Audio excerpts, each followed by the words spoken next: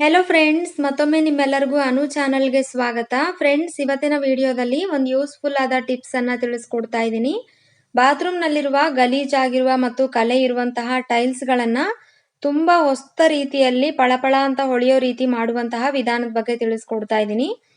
ಇದಕ್ಕೆ ನಮ್ಮ ಮನೆಯಲ್ಲಿರುವಂತಹ ಕೇವಲ 3 ವಸ್ತುಗಳು ಮಾತ್ರ ಸಾಕು. ಬನ್ನಿ ಹಾಗಾದ್ರೆ ಹೇಗೆ ಆ ವಿಧಾನ ಅನ್ನೋದನ್ನ ತಿಳಿಸ್ತೀನಿ. ಅದ್ರ ಬಗ್ಗೆ ಪೂರ್ತಿಯಾಗಿ ತಿಳಿದುಕೊಳ್ಳೋದಕ್ಕೆ ವಿಡಿಯೋನ ಕಂಪ್ಲೀಟ್ ಆಗಿ ನೋಡಿ. ಮಿಸ್ ಮಾಡದೆ ನೋಡಿ. ನಿಮ್ಗೆ ಈ ಟಿಪ್ಸ್ ಏನಿದೆ ನೋಡಿ ತುಂಬಾ ಯೂಸ್ ಆಗುತ್ತೆ. ಸ್ಪೆಷಲ್ ಆಗಿ ಕೈ ನೋವು ಇರುತ್ತೆ ನೋಡಿ, ಆ ರೀತಿ ಇರುವವರಿಗೆ ಬಾತ್ರೂಮ್ನಲ್ಲಿರುವ ಟೈಲ್ಸ್ಗಳನ್ನ ಉಜ್ಜಿ ತಿಕ್ಕಿ ಕಷ್ಟಪಟ್ಟು ತೊಳೆಯೋದಕ್ಕೆ ಆಗೋದಿಲ್ಲ ಕೈ ನೋವಿರೋ ಕಾರಣಕ್ಕೆ. ಆ ರೀತಿ ಇರುವವ್ರಿಗಂತೂ ಈ ಟಿಪ್ಸ್ ತುಂಬಾನೇ ಬೆಸ್ಟ್ ಅಂತಾನೆ ಹೇಳ್ಬೋದು. ಬನ್ನಿ ಹಾಗಾದ್ರೆ ಮೊದಲನೇದಾಗಿ ಈ ಒಂದು ಬಾತ್ರೂಮ್ ಕ್ಲೀನ್ ಮಾಡುವಂತಹ ಲಿಕ್ವಿಡ್ ಅನ್ನ ತಯಾರಿಸುವ ವಿಧಾನದ ಬಗ್ಗೆ ತಿಳಿಸ್ಕೊಡ್ತೀನಿ. ನಿಮ್ಗೆ ಈ ವಿಡಿಯೋ ನೋಡಿದ ಮೇಲೆ ಇಷ್ಟ ಆಯ್ತು ಅಂದ್ರೆ ಖಂಡಿತ ಮರಿದೇನೆ ಒಂದು ಲೈಕ್ ಕೊಡಿ. ಈ ವಿಡಿಯೋ ನಿಮ್ಗೆ ಇಷ್ಟ ಆಯ್ತಾ ಇಲ್ವಾ ಅಂತೇಳಿ ನನಗೆ ಗೊತ್ತಾಗ್ಬೇಕಲ್ವಾ, ಅದಕ್ಕೋಸ್ಕರ. ಮೊದಲನೇದಾಗಿ ಲಿಕ್ವಿಡ್ ಅನ್ನ ತಯಾರಿಸೋದಕ್ಕೆ ಒಂದು ಅರ್ಧ ಲೀಟರ್ ಬಿಸಿ ನೀರು ಒಂದು ಜಗ್ನಲ್ಲಿ ತಗೊಳ್ಳಿ ಅಥವಾ ಯಾವ್ದಾದ್ರು ಪಾತ್ರೆನಲ್ಲಿ ತಗೊಳ್ಳಿ. ಅದಕ್ಕೆ 1 ಟೀ ಸ್ಪೂನ್ ಸರ್ಪಿನ ಪುಡಿನ ತಗೊಳ್ಳಿ, ಯಾವ್ದಾದ್ರೂ ಪರವಾಗಿಲ್ಲ. 1 ಟೀ ಸ್ಪೂನ್ ತಗೊಳ್ಳಿ.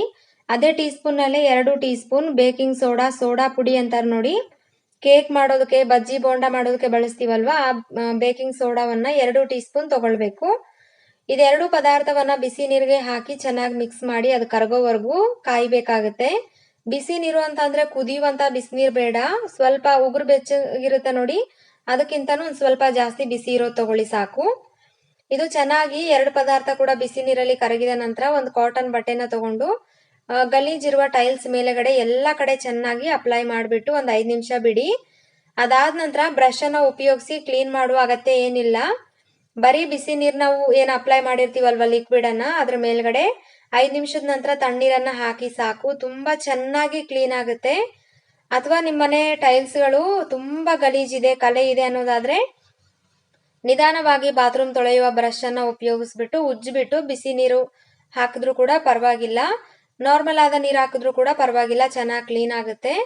ಈ ಟಿಪ್ಸ್ ನಿಮ್ಗೆ ಯೂಸ್ಫುಲ್ ಆಗಿದ್ರೆ ಖಂಡಿತ ವಿಡಿಯೋಗೆ ಲೈಕ್ ಮಾಡಿ. ನೀವು ಟ್ರೈ ಮಾಡಿ ನೋಡಿದ ನಂತರ ಅಭಿಪ್ರಾಯನ ಕಮೆಂಟ್ ಮಾಡಿ.